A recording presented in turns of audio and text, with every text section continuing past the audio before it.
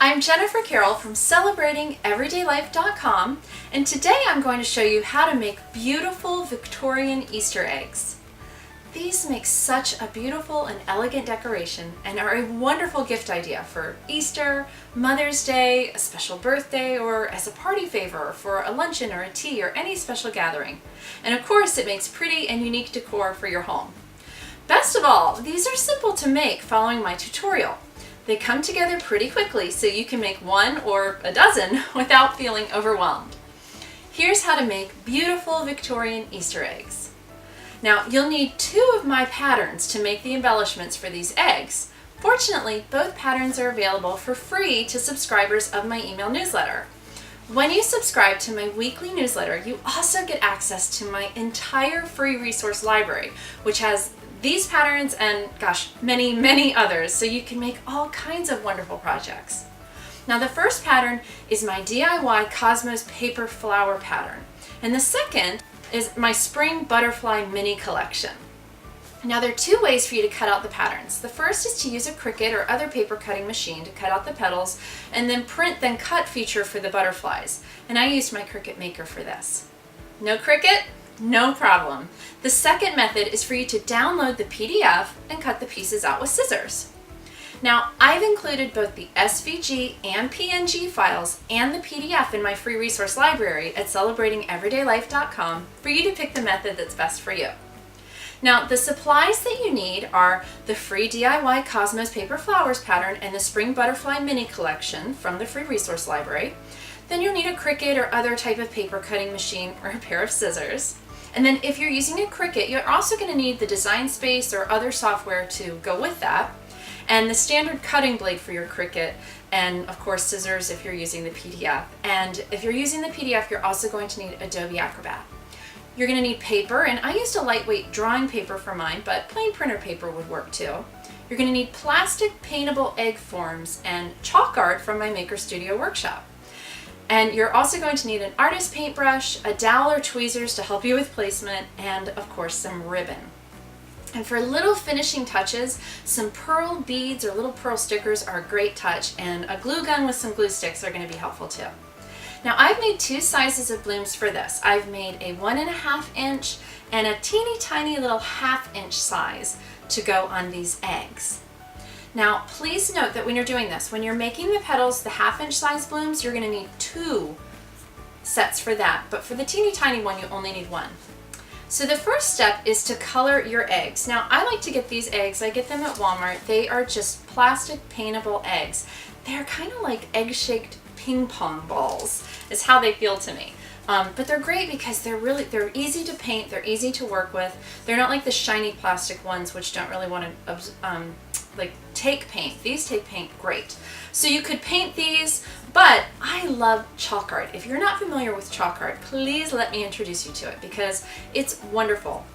And the Maker Studio chalk art I especially love because it's non-toxic. It's safe enough that kids can use it. My daughter uses it all the time. It's very, very safe. But the cool thing is that you can put this on, whether it's like going on like a chalkboard sign like here, or on an egg like we're doing here, and you can take it off. If you don't like it, you can take it off with water.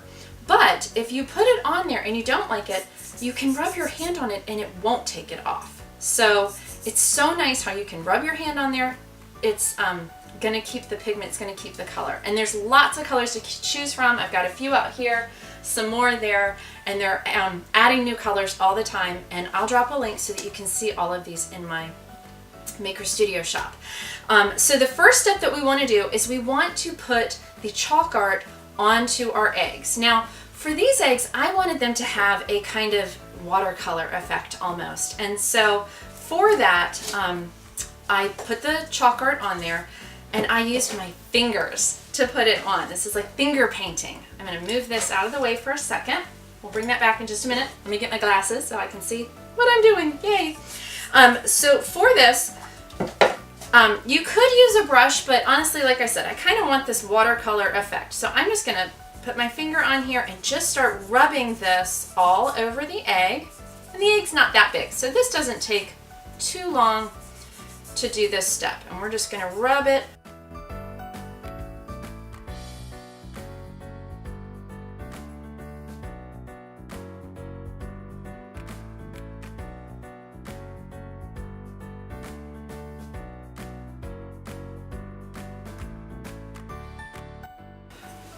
they're dry, they're going to have this beautiful matte finish.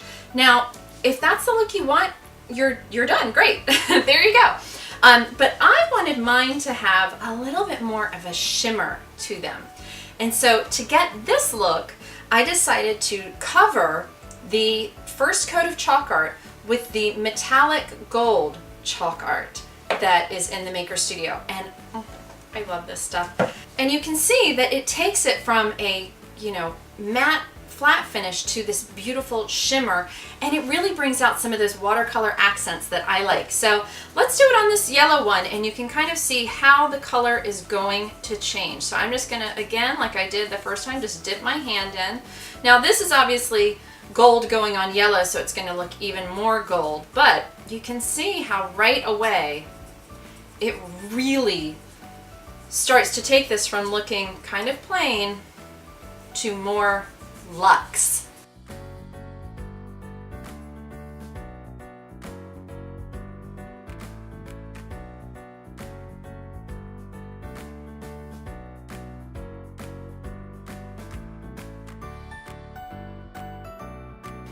And so again, you want to just get that on there and set it aside to dry. One simple tip that really takes these eggs to next level. So I hope you guys will try that. All right, so I like to do the eggs first so that they can be drying while I'm cutting out the flowers. So once you've gotten that first coat of chalk art on your paint, on your eggs, let them start to dry. Go ahead and cut out your flowers and your butterflies if you're going to use them. And once you've got your flowers out, now we want to start adding some touches to these. And if you watched my video last week with the Paper Cosmos bouquet, you saw that we added some sparkle to the flower, some of the chalk art for a little extra sparkle to the flowers. So let's go ahead and do that now to these. Now you can just add the little bit of gold like I did to the flowers last week, and that's awesome. Or you can take and add a little bit of color. I'm going to try and hold this up to the overhead camera, see if you can see that. You can add a little bit of color to this and mix it with the gold. So like on this one, you can see that I put a little bit of the Spring in My Step turquoise kind of color, and I put that in the center of the flower, and then I brushed the gold all over the rest of the flower. Couple reasons that I really like to use the gold personally, but you could use silver or copper, whatever you want, is I love that it gives it a little bit of a patina, and it really, these are supposed to be like Victorian era eggs, and so the bright white just wasn't quite working for me with this particular look. And so I love how this came together. So I'm going to show you, we're going to do two different flowers, and I'm going to show you how I did this. So first I want to show you how I made this one.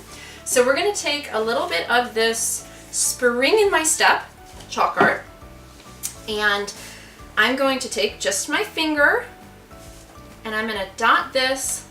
Now I tend to like, and then I'm going to just scrape off the extra. Get a little tissue. Okay, so I like to have the color be more intense in the middle and then kind of fan out towards the ends. So that means, I'm going to put the color here, and then I'm going to kind of just brush it a little with my finger out towards the ends of the petal. And you want to work quickly because it's chalk art. This is chalk-based stuff, so it's going to dry quickly. But that's also part of what I love, because I want to just get into a project and get going. I don't want it to take a big long time. All right, so now that's on there. And it's already dry, so I'm ready to go on to the next step. I'm going to take some of this gold, put it on my brush. You could use your finger if you want to, but you can also use a brush for this. And because I'm trying to really get around these petals, I'm just going to go right over it. And like I said, this is so nice because it really gives a patina to these and takes it from being so bright white.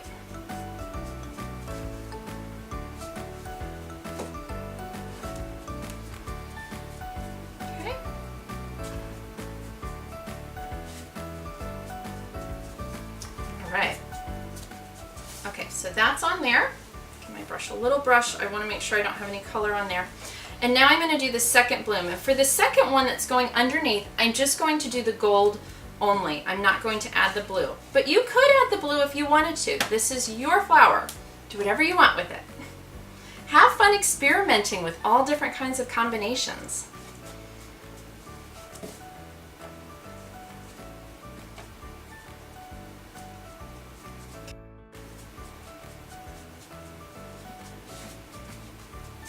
Perfect. All right, so now we're going to let that dry. While that's drying, I want to also show you these teeny tiny little flowers. Now for these little blooms, like you can see here, hopefully you can see that in the overhead too. For these, because they're so small, you only need one petal for this. And so we're going to do a similar technique that we did here, except that I'm actually going to cover the entire bloom with the color. So for this one, I want to add a little bit of a green flower. So I'm going to take just a little bit of this green and brush it on here. Okay. And again, I'm not going for perfection. There can be little spots, of white showing. That's fine with me. Because again, I'm going to add the gold because I want it to look a little bit more aged. Make sure it's not too wet. It's already starting to dry. I love this chalk art.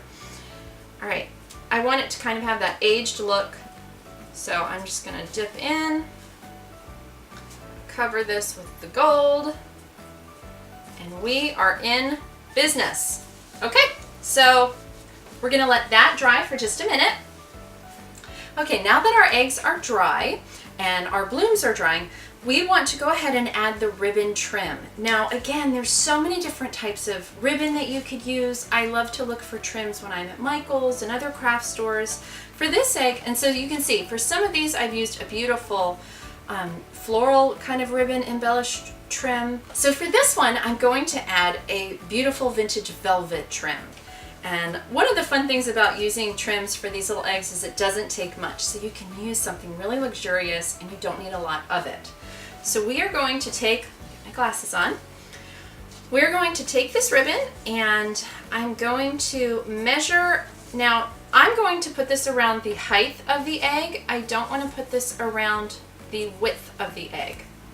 So, and some ribbons are going to be a little easier than others. This one might be a little thick, but I think I can still make it work. And I love, it's such a beautiful color with this particular egg. So I'm going to measure this here and find the overlap. And then I'm going to just give myself a little bit of room. And I'm going to make a cut here. And I'm going to, oh, and this had a little V in it. Okay. So I'm going to come and I'm going to put a little bit of hot glue, peel that back. I'm going to put a little hot glue right here at the base and attach my ribbon. And then I'm going to come around the egg, excuse me. And I'm going to find the top, put a little dot of glue right up here, and I'm holding the ribbon in place with my hand as I'm coming around, and I'm making sure that I like how it's laying here at the front. Pay attention so that you don't have gapping or anything like that that you wouldn't want. And then finally, we're just going to add a little bit of glue right here at the bottom. And we are done. Ta-da! Yay! Beautiful. All right. So now that we have our little ribbon frame, we can start adding details. So on this one, you could add, you could add whatever you want. You could do, as you can see here with these different ones, I've added flowers and butterflies. Here, more flowers and butterflies. But on this one, I thought it would be beautiful to just do something simple and elegant. And so I want to add this bloom to the center. But I want to first show you how to make your own. So we're going to take our petals, One thing that I found really helpful when I'm working with things like this is to have a little felt mat. And the reason that I like this is because it's going to give me something to work against when I'm actually gluing these. You'll see what I mean in just a minute. So that's why I have, it's just a little stack of, these are very inexpensive pieces of felt just from the Walmart craft aisle that I've got laying here, but it's going to give me a nice little mat to work with. You'll see. Okay, so I'm going to take one bloom. Remember, we need 2 for each flower. And I'm going to put a little dot of hot glue in the middle here. And now I'm going to add my second bloom. Now I'm not going to put my second bloom directly over it. I'm going to turn it so that the petals are slightly askew so that the flower is more full. And you can see here, like if I take the edge of the paintbrush, for example, and push it in, by having this felt pad, I can push down a little bit, and it's also going to help curl the flower shape for me. Yay! All right, so we're pushing that on there. We're good to go. Now for the next step, I want to add a beautiful pearl for the center. These are just pearl beads, and let's see, do we want that kind of color or that color? Let's go with the regular pearl. Now these are for stringing. You don't want to put the glue at where the hole is, because then you're going to have a hole right where your center is. So make sure you're putting this at one of the sides. And so we're just going to take and put just a little bit of glue in the center of our flower. And we're just going to, again, make sure I don't have the hole at the top and set that in there. And then I'm going to take just a brush or something and just push, gentle pressure. Again, it's letting me push down. This felt pad is giving me some room to work. Take your little glue strings off, and that's it. It's that easy, you guys. I'm not kidding. This is such beautiful, beautiful stuff. It's not that hard. You just need the steps and the tools. So now let's add it to the egg. So for this, I'm just going to flip this over. I'm going to add a little dollop of glue right here. You do want to work quickly with this because this glue wants to set up fast. Attach it, gentle pressure. You are done. Can you believe how fast that came together? And it's so beautiful. And you could add more details, more little embellishments if you wanted to, more little pearls around the edge. It's really, there is just so much that you could do. Next, I want to show you how to add the tiny little flowers to the eggs. So we've got our flower that we had painted earlier. And for this, I'm using the tiny little, you can get sequin and pearl beads that are on a strip like this. And so I'm just going to take one of those. They don't always, the glue doesn't, for me, the glue doesn't always stay with the beads when I peel them off. So if yours acts up like mine, don't worry. A little bit of Mod Podge is going to be all we need. So for this, I like to take the flower. I want to take a tiny little dowel or the tip of a paintbrush, something like that, and we're just going to reach in. We're going to put a tiny little dot right there at the center. Dry that off. And then I'm going to take a pair of jewelry tweezers, pliers, because that's a little bit easier for me. And I'm going to pick it up and just press this right, gently set it on there. Then I'm going to take this dowel again, and this is why I'm glad I'm on this felt, because I can take and just press, even gentle pressure. It's going to press it into there. It's going to help set it, and it helps me get that sweet little curved shape for the petal. Then figure out your placement for where you want to add your flower. I think I want to add this one there. You can see I've already added some other flowers. To add the butterfly, all I did was just take the butterfly, cut it out, gently bend the wings just a little bit. And if you wanted to color the underside, like if you didn't like that, take your chalk art, take a paintbrush, and just dip it in there and brush that all over there. And then if they were seen, it would be like that. Super, super simple fix for that. So find your placement, and I'm going to just take this, I'm going to flip it over, and I'm going to add a tiny little dollop of glue. Doesn't take much. Remember, it's going to set up quickly, so you want to put it on there pretty fast. And find a spot.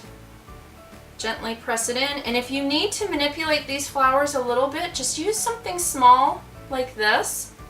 And there we have it, a beautiful Victorian style embellished egg that was easy to assemble, and yet it looks so fancy. So I love when a craft comes together like that, don't you? Just repeat these steps to make as many as you wish, and before you know it, you'll have an entire Easter parade. Now, is there a craft, a decorating DIY, an entertaining tip, or something else that you'd like to learn more about? Please leave a comment and let me know. I love hearing from you so that I can make more videos and tutorials that really help you. Thanks so much for watching, and please give this video a thumbs up and share it with your friends. And I hope you'll be sure to subscribe to get even more ideas and tips for celebrating everyday life and handcrafting a life you love. Happy celebrating!